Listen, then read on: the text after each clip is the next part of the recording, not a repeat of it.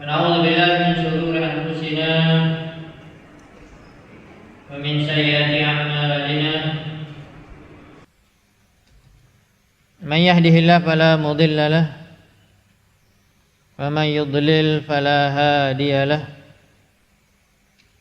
أشهد أن لا إله إلا الله وحده لا شريك له وأشهد أن محمدا عبده ورسوله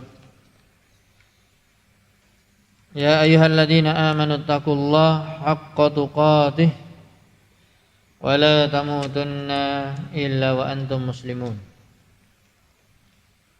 أما بعد فإن أصدق الحديث كتاب الله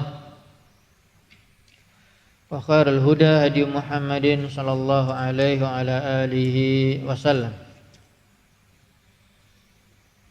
شر الأمور محدثاتها فإن كل محدثة بدعة وكل بدعة ضلالة وكل ضلالة في النار. Ma'asyiral muslimin wal muslimat, jemaah salat maghrib Masjid Raudatul Jannah yang dirahmati dimuliakan Allah tabaraka wa taala. Alhamdulillah, kita bersyukur kepada Allah Subhanahu wa taala pada malam hari ini kita dapat bertemu kembali di dalam kajian. Pada hari ini atau pada malam hari ini kita akan melanjutkan bahasan kita di dalam kitab Riyadhus Shalihin yang dikarang oleh Imam An-Nawawi rahimahullah ta'ala, seorang imam besar Ahlus Sunnah wal Jamaah bermadzhab Syafi'i. Bahkan tidak sedikit para ulama menasihati kita untuk membaca, mempelajari kitab Riyadhus Shalihin.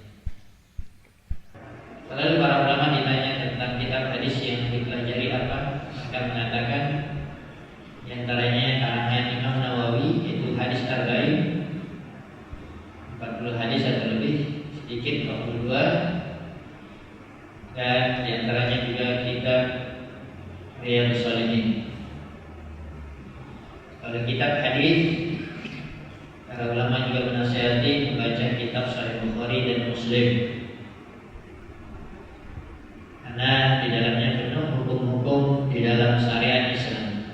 Di antaranya juga kitab fikih dalam hadis, ya, yaitu kitab Bulughul Maram yang dikarang oleh Imam Ibnu Hajar Al-Asqalani, juga seorang imam besar Ahlus Sunnah wal Jamaah bermadzhab Syafi'i. Saya ingin memberikan mukadimah ini sedikit menunjukkan bahwa para ulama mereka tidak ta'assub kepada mazhab tertentu. Bahkan mereka menganjurkan kita untuk mempelajari kitab-kitab para ulama dari seluruh mazhab. Khususnya mereka tentunya para ulama mujtahidin, ulama yang mereka adalah ulama-ulama yang berijtihad, yang memberikan fatwa. Baiklah kaum muslimin dan muslimat yang dirahmati serta dimuliakan Allah tabaraka wa taala, kita masih dalam kitab Adab Salam berkaitan dengan ucapan salam, dan belum selesai juga syarahnya dalam bab yang pertama dari kitab salam ini, atau bab ke-131, yaitu bab tentang keutamaan salam dan perintah untuk menyebarkan salam. Sudah kita bahas pada Rabu pertemuan yang lalu, dan kita akan mengambil juga faedah-faedah yang lain dari syarah para ulama, terutama dari Fadilatul Syekh Muhammad bin Shalih Al-Utsaimin di dalam syarah kitab Riyadhus Shalihin ini. Adapun hadis yang telah kita bacakan sebelumnya, yaitu berkaitan dengan Islam yang dikatakan Islam mana yang dikatakan baik adalah memberikan makan, menyampaikan atau mengucapkan salam baik kepada orang yang dia ketahui atau orang yang tidak dia ketahui.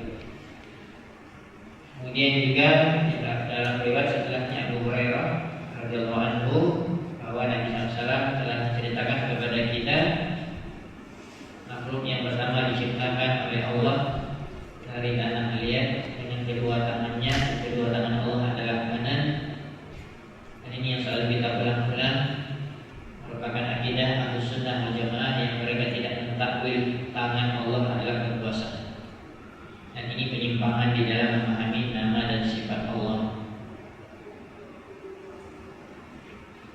Adam telah diciptakan oleh Allah Subhanahu wa taala, dan Nabi Adam diperintahkan untuk mengucapkan salam kepada para malaikat yang sedang duduk.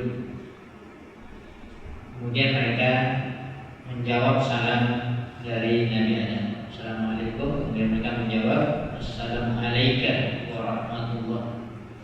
Alaikum untuk ramai jamak, yaitu kepada para malaikat.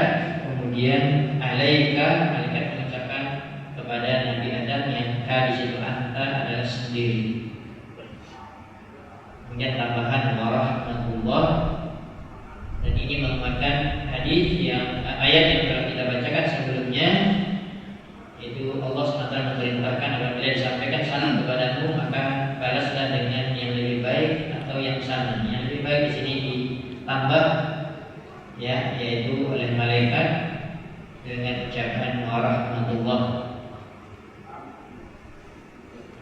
Kemudian juga hadis yang berikutnya juga telah kita bacakan. Rasulullah SAW telah memerintahkan kami para sahabat, yaitu dengan 7 perkara: menziarahi orang sakit, mengunjungi orang sakit, menyelenggarakan jenazah, mendoakan orang yang bersih ketika mengucapkan alhamdulillah dengan mengucapkan kepadanya yarhamukallah, memberikan pertolongan kepada orang-orang yang lemah, memberikan pertolongan kepada orang yang dizalimi atau terzalimi, kemudian menyebarkan salam. Ini berkaitan dengan judul bab ini. Kemudian baik di dalam bersumpah. Kemudian hadis yang berikutnya kita bacakan hadisnya, nanti kita baru berikan faedah hadis. Hadis yang berikutnya hadis nomor 848 dari Abu Hurairah radhiyallahu anhu berkata, kalau Rasulullah SAW datang jannah, tidak masuk kalian ke dalam surga hatta tu'minu, sampai kalian beriman. Menunjukkan bahwa orang yang masuk surga adalah orang-orang yang beriman, bukan seluruh manusia. Orang-orang yang tidak beriman seperti orang kafir sudah jelas mereka tidak akan masuk ke dalam surga. Makanya batil orang yang mengatakan semua agama itu sama, tujuannya sama, surga. Memang iya benar. Kalau kita tanyakan kepada mereka, mereka juga meyakini surga. Tapi mereka tidak akan masuk surga setelah diutusnya Nabi Muhammad SAW sebagai Nabi yang terakhir. Kitab suci Al-Quran adalah kitab yang terakhir. Karena barang siapa yang beragama selain dari agama Nabi Muhammad, maka sungguh dia adalah penduduk neraka Jahannam, kafir khalidina fiha abada. Kemudian untuk membuktikan keimanan seseorang, wala tu'minu hatta tahabbu, saling mencintai. Ini juga adab atau pelajaran yang berharga kepada kita. Kalau kita ambil satu persatu dari faedah hadis ini yang disampaikan oleh Syekh Salim bin Al-Hilali dalam Syarah Riyadhus Shalihin Bahjatul Nazirin, beliau mengatakan la tu'minu di sini atau beriman di sini adalah kesempurnaan iman ala mahabbah. Wa la tu'minu maksudnya tidak sempurna iman seseorang. Dan banyak hadis yang menyebutkan la yu'minu, tidak beriman. Kata para ulama maksudnya tidak sempurna iman, bukan tidak beriman, maksudnya kafir tidak. Tetapi kesempurnaan iman. Banyak beliau mengatakan ta'liq kamalul iman ala mahabbah fillah. Semakin sempurnanya keimanan seseorang apabila dia mengikat kecintaan kepada seseorang fillah, karena Allah. Maka dikatakan fillah walillah. Fillah adalah untuk Allah. Fillah adalah karena Allah. Menunjukkan pentingnya kita mencintai seseorang karena Allah. Akan disebutkan salah satu dari 3 perkara yang akan didapati oleh seseorang apabila dia melakukannya, maka dia mendapatkan manisnya iman, yaitu ya dia menjadikan kecintaannya kepada seseorang karena Allah. Wa ayyuhibbal mar'a la yuhibbuhu illa lillah. Seseorang tidak mencintai orang yang lain kecuali karena Allah. Ta'liq kamal liman al-mahabbah fillah. Wa la tu'minu hatta tahabbu. Juga beliau mengatakan salahul ibad bima bainahum la yakun illa bil hubbi fillah. Baiknya hamba Allah sesama mereka tidak akan mereka dapatkan kecuali apabila mereka mencintai sesama mereka juga karena Allah. Wa la tu'minu hatta tahabbu.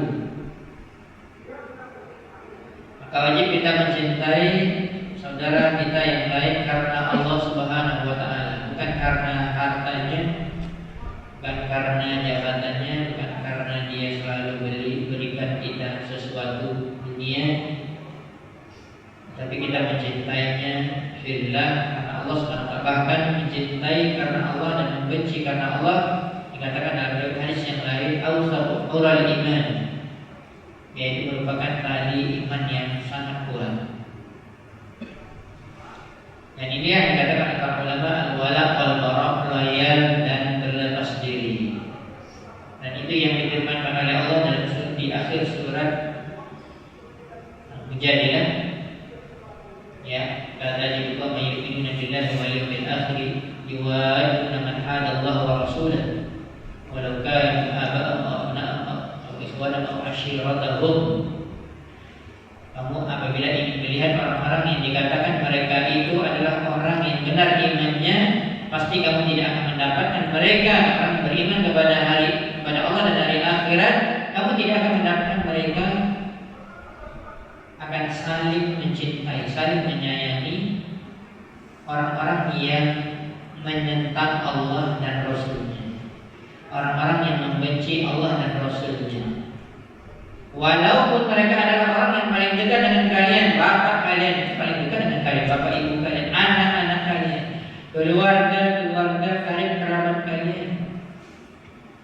Ini diutamakan adalah orang yang paling kita cintai, yang dekat dengan kita, hubungan nasab dengan kita, hubungan darah dengan kita, hubungan yang sangat baik dengan kita, tetap dikatakan kita tidak boleh mencintai mereka dalam arti ketika mereka menentang Allah dan Rasulnya, ketika mereka tidak berwala kepada Allah dan Rasulnya, siapapun orangnya, apalagi selain dari orang yang paling dekat dengan kita.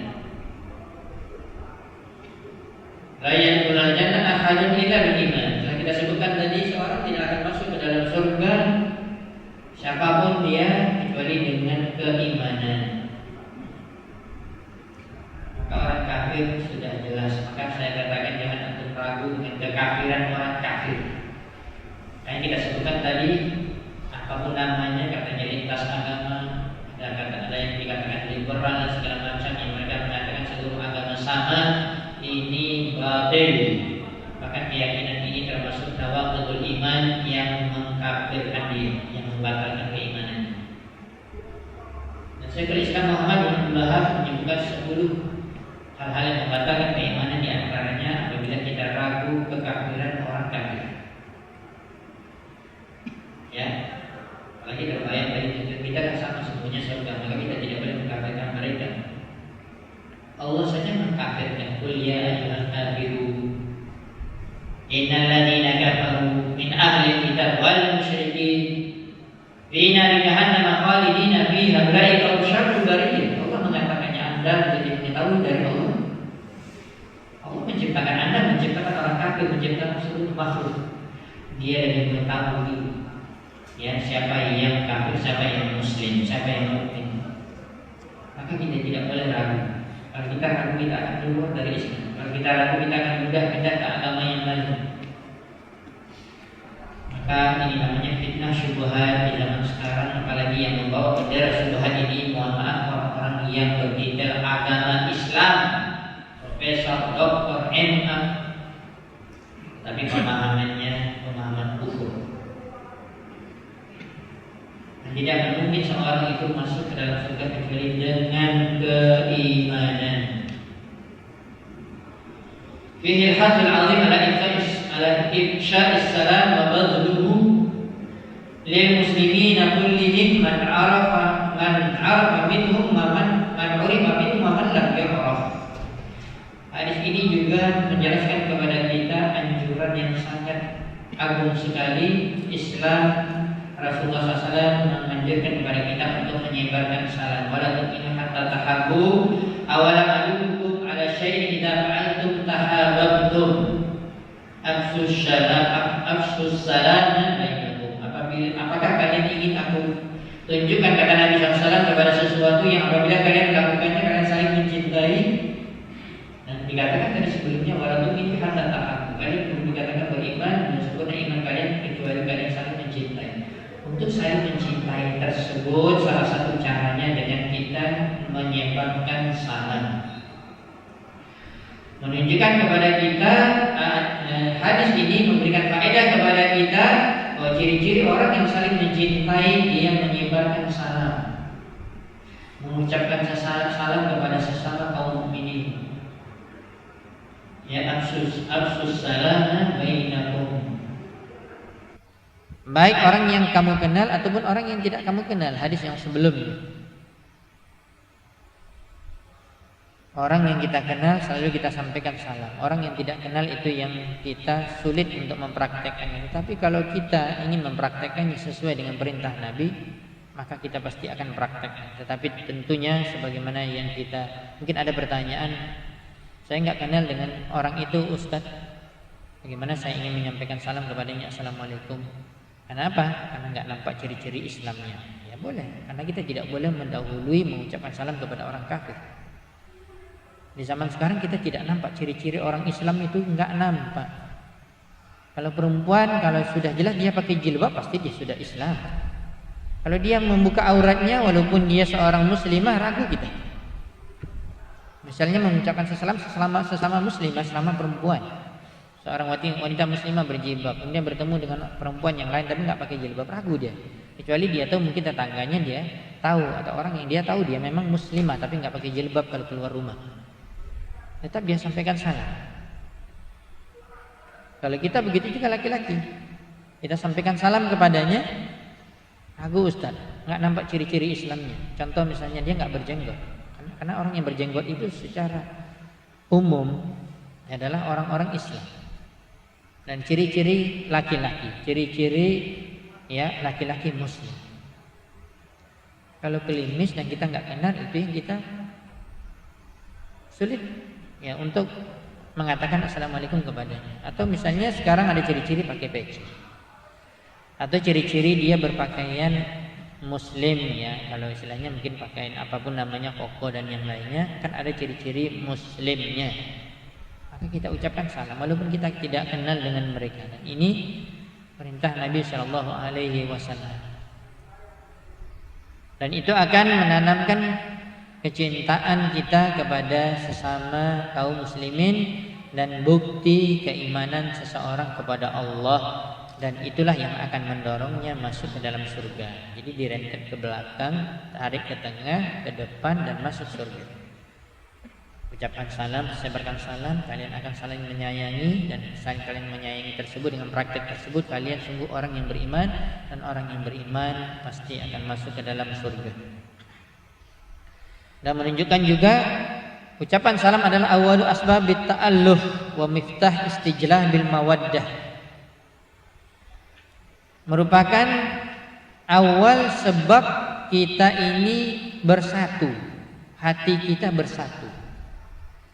Merupakan kunci seorang itu akan mendapatkan kasih sayang sesama mereka. Ya, makanya kalau kita tidak saling mengucapkan salam, maka akan berpisahlah hati kita. Hal-hal yang disebutkan di dalam riwayat hadis ada hal-hal atau amalan-amalan yang membuat kita bersatu. Di antaranya saling mengucapkan salam. Di antaranya dalam praktek sholat kata Nabi, rapatkan saf. Karena apabila kita tidak merapatkan saf, maka hati kita akan berpecah belah.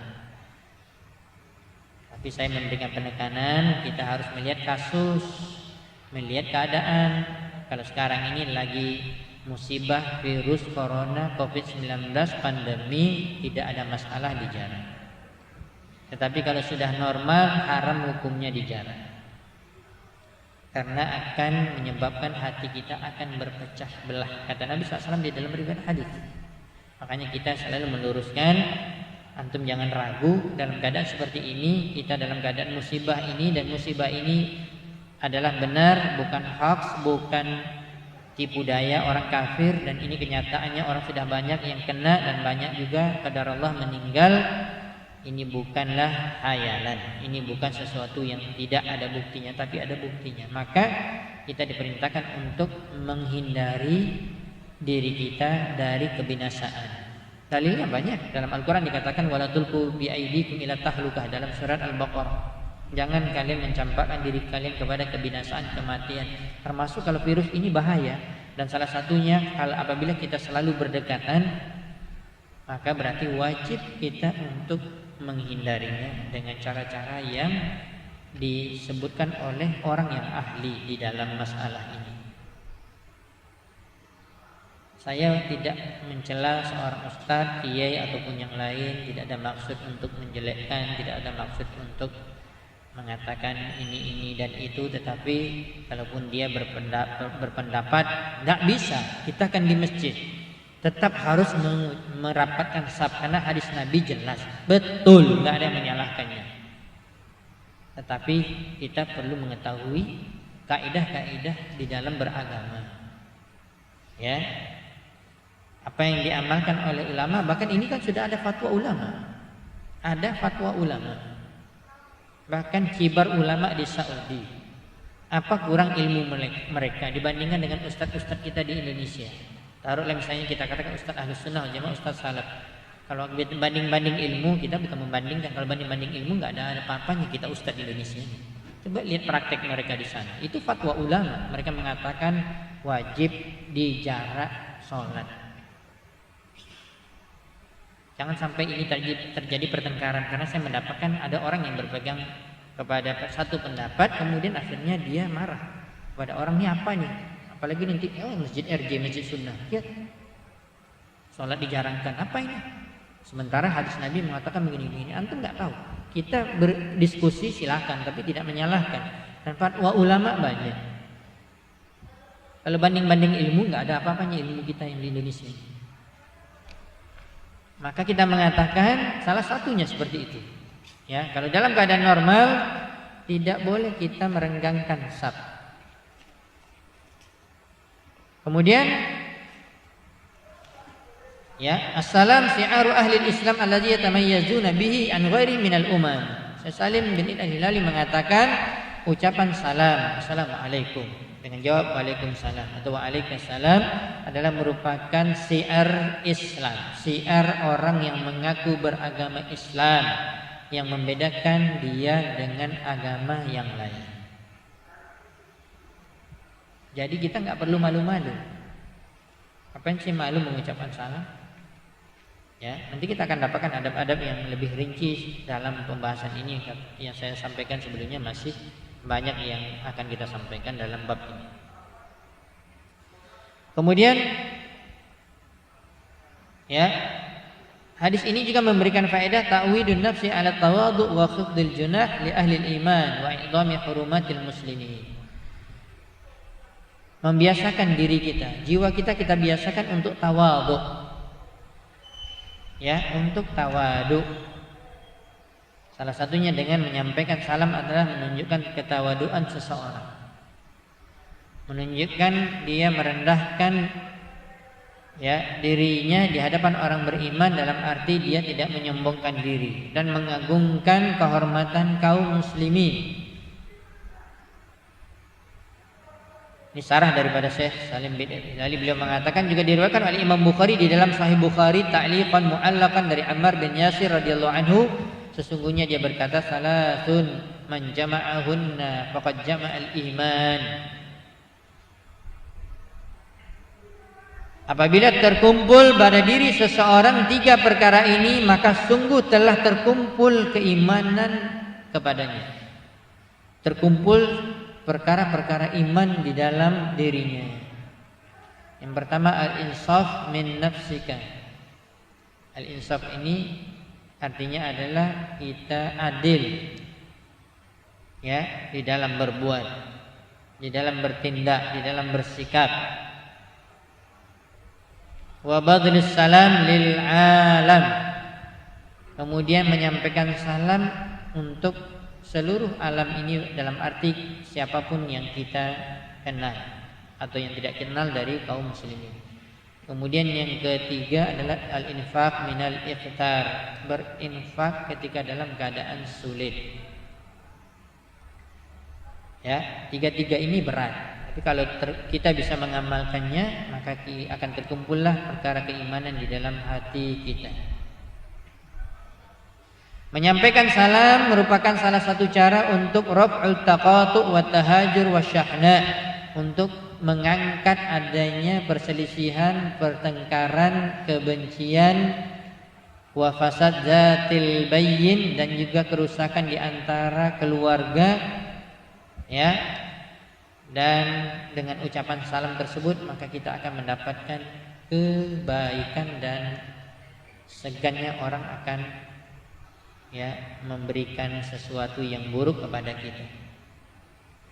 Ada juga sebagian ustadz kita yang berceramah yang dia praktekkan sendiri ya, yang kalau dia selalu pergi dari rumahnya berangkat ke masjid. Ini mungkin kita mendapatkan juga beberapa kasus orang-orang yang seperti ini tinggal di lingkungan mungkin taruhlah tidak baik. Di situ ada orang main kartu, main judi, main ini segala macam, mungkin mabuk ya, duduk di warung-warung kopi atau warung-warung ya, atau kedai-kedai. Kemudian kita lewat di situ sedang melewati mereka dan kita akan pergi sholat. Salah satu, antum tidak akan mendapatkan mudarat ucapkan salam kepada mereka. Kalau kita tahu mereka Islam, walaupun mereka adalah pelaku maksiat, maka ucapan salam itu membuat mereka akan segan dengan kita. Ya, wa anna salamahu lillah. Kemudian disebutkan di sini wa anna salamahu lillah la yanbu' min hawa. Kemudian dia mengucapkan salam tersebut karena Allah dan bukan karena hawa nafsunya. Termasuk dikatakan dengan mengucapkan salam karena hawa nafsu ini juga ada pembahasan dalam salam. Juga saya pernah membahas di Masjid Umar bin Khattab tentang adab fikih, adab dan muamalah bersama kaum mukminin, dijelaskan oleh Syekh Mustafa Al-Adawi dalam kitabnya. Bila menjelaskan, maka kita menyampaikan salam juga harus karena Allah. Apa contohnya seorang itu menyampaikan salam karena hawa nafsunya? Mohon maaf, ketika mungkin seorang laki-laki ya tertarik kepada perempuan muslimah, ada maunya, maka dia ucapkan salam. Tetapi dia ada maunya, maka ini antum mengucapkan salam bukan karena Allah. Apalagi akan timbul fitnah setelah ucapan salam tersebut, maka tidak boleh. Begitu juga tidak ada pengkhususan ashabahu wa ahbabahu. Kalau orang yang sahabat-sahabat kita karib, atau misalnya kita sama-sama orang yang berada di komunitas kita, kan banyak orang yang berada di komunitas-komunitas tertentu. Taruh dia sesama muslim, ya, tapi komunitas yang lain juga ada. Maka dia apabila menyampaikan salam hanya kepada komunitasnya saja, yang komunitas yang lain padahal seorang muslim juga, atau mereka juga kumpulan kaum muslimin, berarti antum menyampaikan ini bukan karena Allah. Siapapun yang antum jumpai, antum ucapkan, bukan hanya kepada orang yang anda kenal, teman dekat dalam satu komunitas, tidak. Ya, orang-orang yang kita cintai, tidak, tetapi semua orang yang kita jumpai. Hadis ini juga kata Syekh Salim bin Hilali, beliau juga mengatakan al-hadis raddu 'alal ladzina yuqsimuna din ila qasrin wa lubabin. Id anna salam indahum qusurun la yanbaghi tadqiqu alaihi walal wuquf indahu katsiran. Ini sebenarnya fitnah ini sudah ada dari dahulu.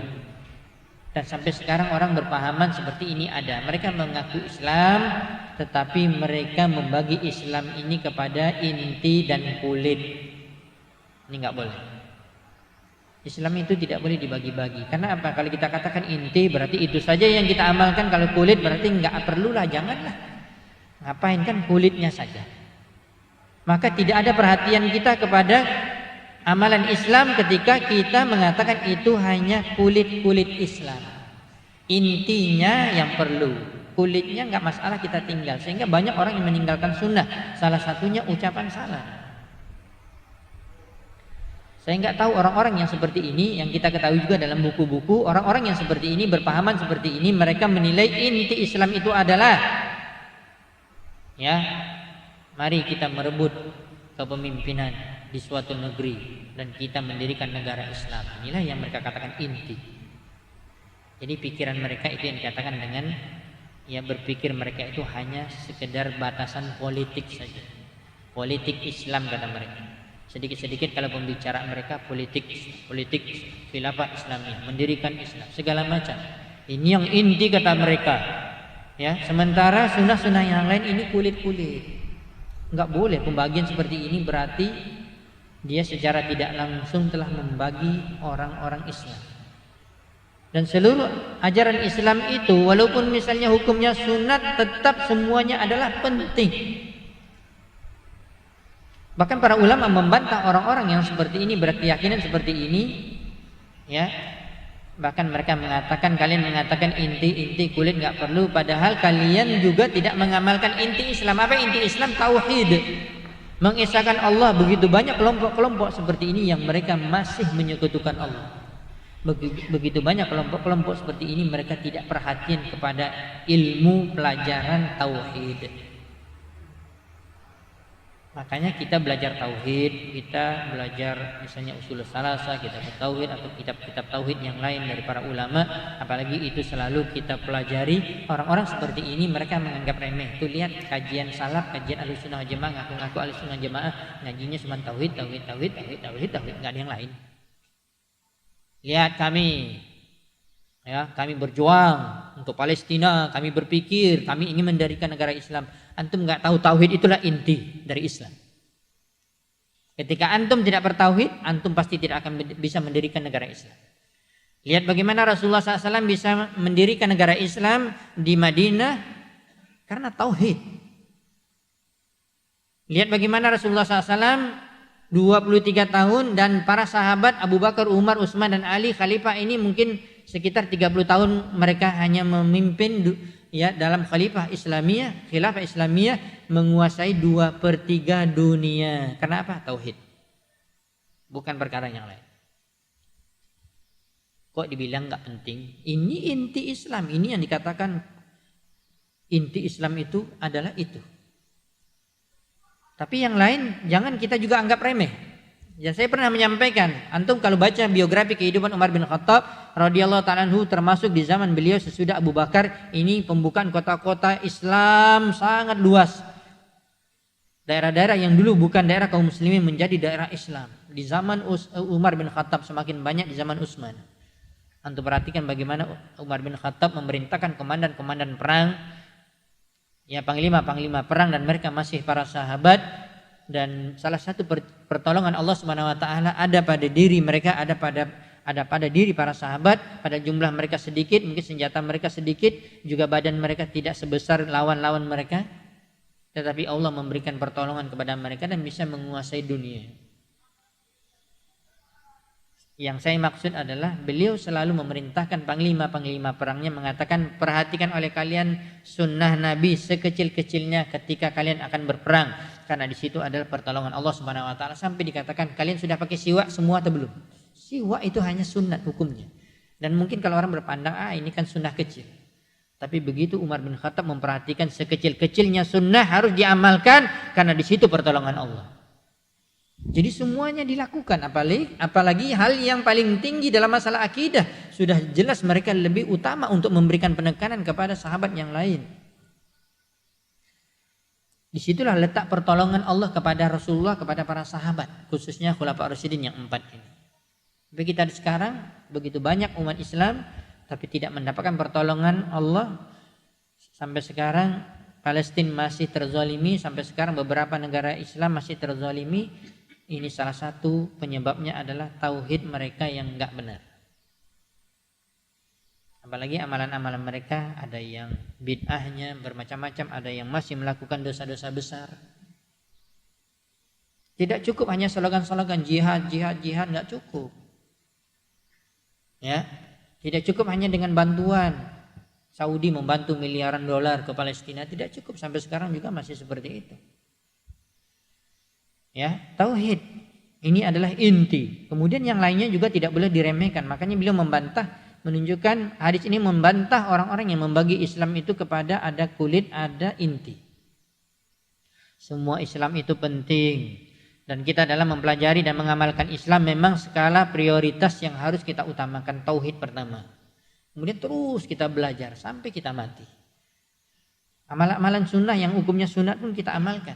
Makanya para ulama selalu mengatakan jangan antum menganggap remeh mentang-mentang amalan sunat, oh jangan diamal. Maksudnya enggak usahlah amalkan, kan amalan sunat, wajib saja. Ya. Anggap remeh seperti ini tidak boleh. Ya. Dan sesungguhnya perkara di dalam sunnah Nabi di situ ada kebaikan yang sangat banyak sekali. Kemudian, ya, hadis yang berikutnya dari Abu Yusuf Abdullah bin Salam radhiyallahu anhu. Hadis yang tadi yang telah kita bacakan riwayat Imam Muslim di dalam Sahih Muslim. Kemudian hadis yang berikutnya hadis nomor 849. Ya, dari Abu Yusuf Abdullah bin Salam radhiyallahu anhu berkata, sami'tu Rasulullah sallallahu alaihi wasallam yaqul, saya telah mendengar Rasulullah SAW bersabda, ya ayuhan nas, wahai sekalian manusia, maksudnya kaum muslimin, ya, karena sudah banyak kaum muslimin bersama Nabi, sudah banyak orang masuk Islam, maka Nabi memanggil, ya ayuhan nas, wahai sekalian manusia, absus salam, sebarkan salam, wa at'imut ta'am, berikan makan orang, wasilul arham, dan selalu eratkan hubungan rahim kalian sesama kalian dalam berkeluarga, dalam karib kerabat kalian. Wasallu wan nasu niyam, salatlah kalian sementara manusia tidur, maksudnya salat tahajud. Tadkhulul jannata bis salam, pasti kalian akan masuk surga dengan selamat. Ini salah satu amalan-amalan yang akan membuat orang insyaallah akan masuk ke dalam surga, menyebarkan salam, ya, selalu memberikan makan orang, kemudian tentunya menghubungkan tali silaturahmi sesama kita, keluarga, ayah, ibu, anak, adik beradik, paman, ini namanya hubungan rahim. Kemudian juga berusaha untuk salat tahajud pada malam hari ketika manusia banyak tidur. Hadis yang terakhir dari bab ini, hadis Tufail bin Ubay bin Ka'ab rahimahullah ta'ala, seorang tabi'in, annahu kana ya'ti Abdullah bin Umar, dia telah mendatangi seorang sahabat itu Abdullah bin Umar radhiyallahu anhu, fayaghdu ma'ahu ila suq, maka pagi-pagi sekali, biasanya kalau orang pagi-pagi pergi ke pasar ngapain? Jualan kan? Apalagi kita dapatkan pemandangan, antum kalau nggak percaya cobalah jam 3 pergilah ke pasar pagi Arengka itu atau kemanapun. Ini contohnya di sini, belum di tempat yang lain. Ya, sudah orang berkerumunan dan sudah berserakan barang-barang dan siap untuk ditampung oleh orang-orang yang menjual. Dan semua orang rata-rata ke pasar. Tentunya pertama kalau datang pagi-pagi itu dia standby karena dia menjual. Berbeda dengan pembeli, terserah dia mau datang kapan. Tapi kalau dia ingin mendapatkan yang bagus pagi, masih segar segala macam dan masih lengkap, biasanya juga dia datang pagi. Abdullah bin Umar radhiyallahu anhu, seorang sahabat yang mulia, anak Umar bin Khattab, bersama Tufail bin Ubay bin Ka'ab, ya, datang ke pasar. Apa tujuannya? Tujuannya ke pasar hanya untuk menyampaikan salam, bukan berbelanja. Ya, makanya disebutkan di sini lam yamur Abdullah ala suqat, tidaklah Abdullah melewati orang-orang yang berada di pasar. Dikatakan suqat di sini adalah orang yang jualan, tetapi jualannya mungkin agak jelek lah barang-barangnya. Ya, tapi dia jualan juga. Tidaklah dia melewati orang-orang ini dan tidak juga dia melewati orang-orang yang menjual yang lain, wala miskin, begitu ya, tidak juga dia melewati masuk ke dalam pasar kecuali dia menemui orang miskin. Tidak siapapun yang dia ketemui kecuali dia mengucapkan salam kepada mereka. Masih ada 2 menit, sebentar lagi. Berkata Tufail yang meriwayatkan hadis ini yang bersama Abdullah bin Umar, dia mengatakan faji'tu Abdullah bin Umar yauman. Maka pada suatu hari saya mendatangi Abdullah bin Umar. Ya, Abdullah bin Umar radhiyallahu anhuma. Fastatba'ani ila suq. Maka dia mengikuti saya juga masuk ke dalam pasar. Maka dia heran, kok setiap saya ke pasar juga dia selalu ikut.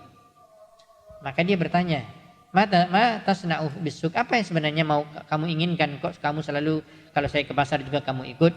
Wa anta la taqifu 'alal bai', kamu sementara tidak berjual beli, tidak bertanya juga harga barang, ya, tidak juga menjual dan membeli, dan juga tidak duduk-duduk di pasar.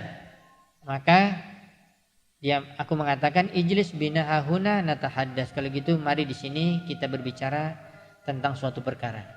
Maka dia mengatakan, ya Aba Bitin, wahai Aba Bitin, ya, yaitu kunyah daripada Tufail. Ini Abdullah bin Umar mengatakan, innama nagdu min ajlis salam wa nusallim ala man laqaina. Ini subhanallah, Abdullah bin Umar mempraktikkan hadis Nabi, sebarkan salam. Dia katakan, kita ini berangkat ke pasar bukan untuk apa-apa, tapi hanya sekedar menyampaikan salam kepada setiap orang yang berada di pasar. Dan itulah sabda Nabi SAW. Ini luar biasa bagaimana praktek. Salah satunya Abdullah bin Umar, seorang sahabat yang mulia, anak Umar bin Khattab. Terkenal beliau adalah seorang yang sangat kuat mengamalkan sunnah. Apapun yang diucapkan oleh Nabi, beliau pasti praktekkan. Apapun yang dia lihat gerakan Nabi, dia ikuti. Ini luar biasanya Abdullah bin Umar radhiyallahu anhuma. Karena waktu kita sudah habis dan sebenarnya masih ada faedah hadis yang perlu kita sampaikan, ya, maka oleh sebab itu insyaallah pada pertemuan yang akan datang biiznillah, dengan izin Allah Subhanahu wa taala, mudah-mudahan Allah memberikan waktu dan kesempatan kepada kita untuk melanjutkan bahasan kita ini. Wallahu a'lam bishawab, wa akhiru da'wana alhamdulillahirabbil alamin. Subhanakallahumma wa bihamdika asyhadu an la ilaha illa anta astaghfiruka wa atubu ilaik. Assalamualaikum warahmatullahi wabarakatuh.